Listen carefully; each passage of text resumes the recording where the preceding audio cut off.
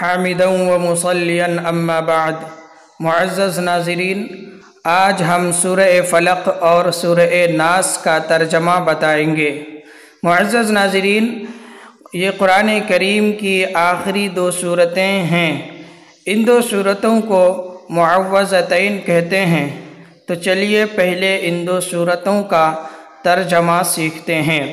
سورہ فلق کا ترجمہ: اے نبی، آپ کہہ دیجئے میں پناہ مانگتا ہوں صبح کے رب کی، ہر اس چیز کے شر سے، برائی سے جو اس نے پیدا کی ہے، اور اندھیری رات کے شر سے جب وہ چھا جائے، اور ان جانوں کے شر سے جو گرہوں میں پھونکنے والی ہیں، اور حسد کرنے والے کے شر سے جب وہ حسد کرے۔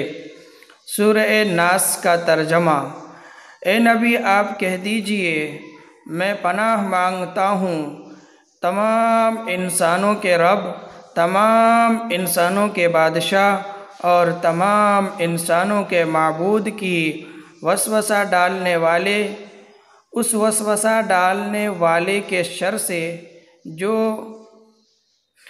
جو پیچھے کو چھپ جاتا ہے، جو لوگوں کے دلوں میں وسوسہ ڈالتا ہے، انسانوں میں سے ہو یا جنات میں سے۔